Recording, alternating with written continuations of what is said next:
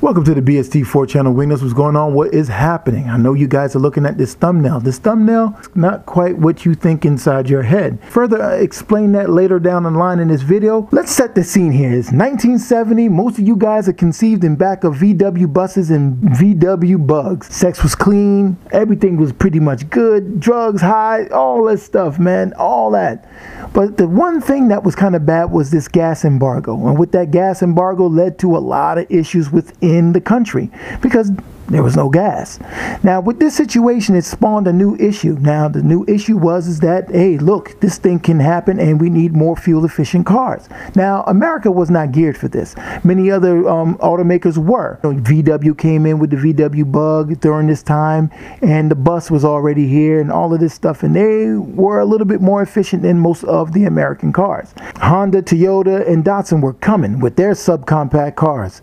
During the halftime show, after chugging some beers, my man Boomhauser jumped into his Winnebago type station wagon and said, "Look, man, I'm gonna go find me a new car, man. Goddamn, them damn Japanese cars, goddamn go big and go good on gas." Back in the day, word of mouth will get you into a dealership very quickly, but commercials did help in most cases. I like the car, but I know a nice young man that would like it, my husband. The new Toyota Corolla, 1798. See your nearby Toyota dealer. Get your hands on a Toyota. Were all considered, but only the Volkswagen Rabbit made it. It's the best car in the world for under $3,500. Let's be honest, Ford was probably the only American automaker that can battle with all of them. And it only had 3 cars. Really one, but he had 3. The Ford Pinto, the Ford Maverick, and the Mustang too. Right out of the gate, the Ford Maverick was made first, 1970 to 1977. That was 7 years. The second one out of the group was the Pinto, 1971 to 1980. That was 9 years.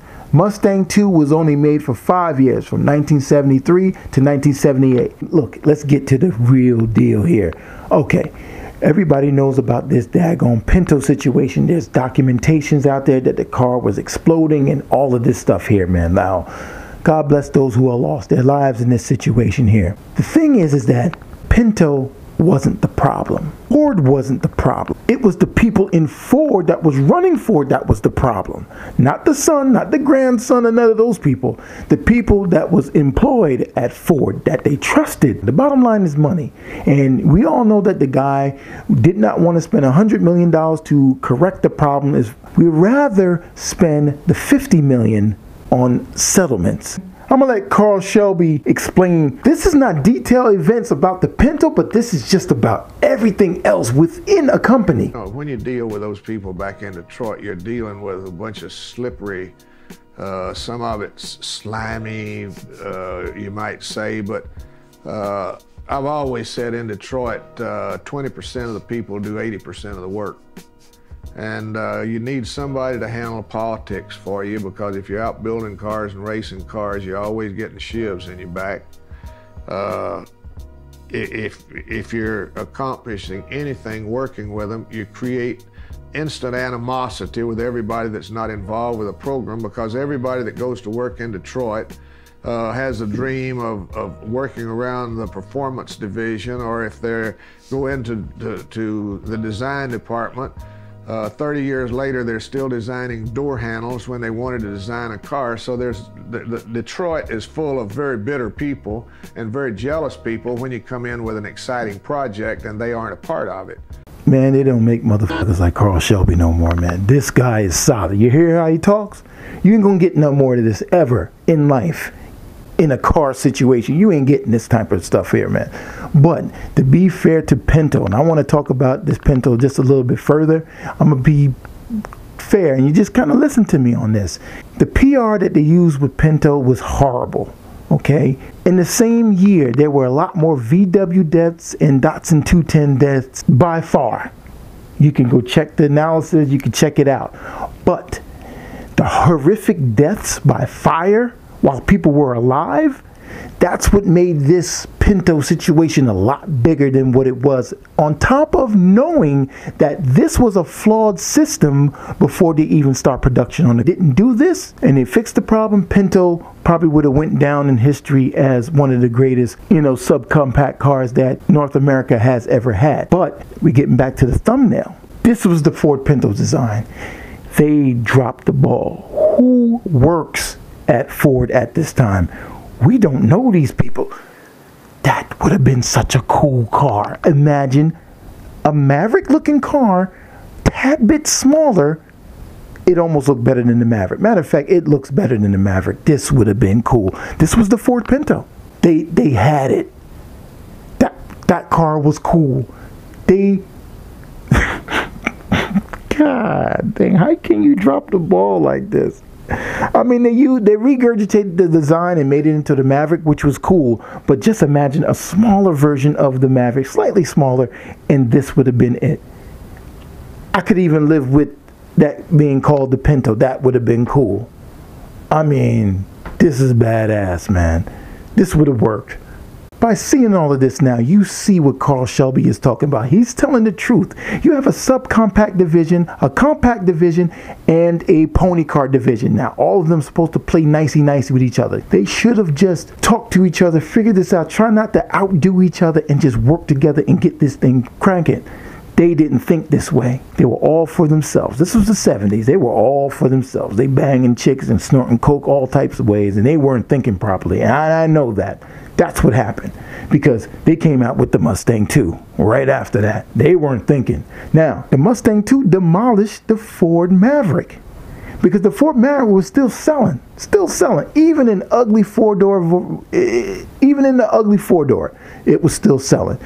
What they did was they priced up the Maverick just about the same amount as the Mustang 2, and everybody hopped on the Mustang 2, plus they had better commercials. Check out this commercial. How does it feel like a Mustang 2? How does it feel like a Mustang 2? How does it feel like you're some kind of hero? Score Mustang 2, boredom zero. Whatever kind of sport you want to be, Mustang 2 has a car waiting for you. From the handsome MPG to the elegant Kia, the exciting new Cobra 2, and lean, racy Stallion. Hardtops and 2+2s. No matter which one you pick, the score is Mustang 2, boredom zero. How does it feel like you're doing it right? How does it feel like you're out of sight? How does it feel like it's happening to you? The exciting Mustang 2s are ready for you to feel at your Ford dealers now. Score Mustang 2, boredom zero. The closer they look. My gosh, bell-bottom pants, tight slacks, and 2 token blacks. That's how they used to do commercials back in the day. But check out this Ford Maverick commercial. Boring. California, here we come!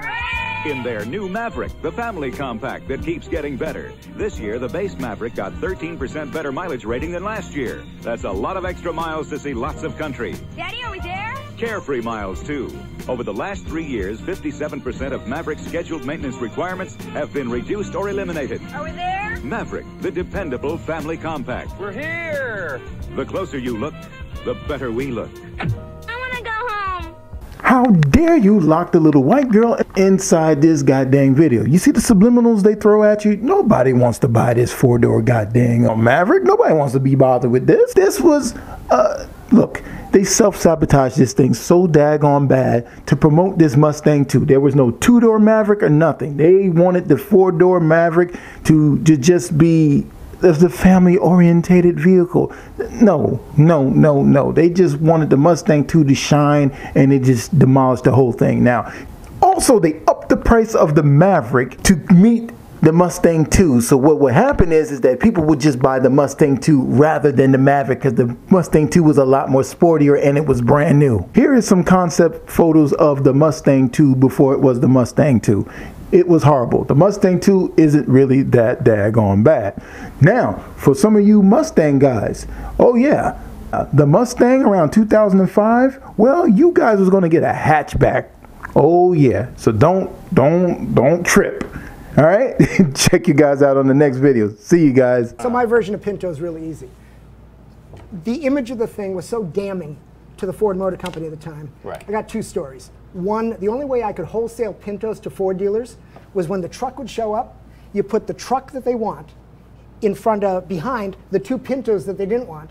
The truck guy unloads both cars, or you tell the dealer the only way you're going to get the truck you want is take the two Pinto. That's how bad that was.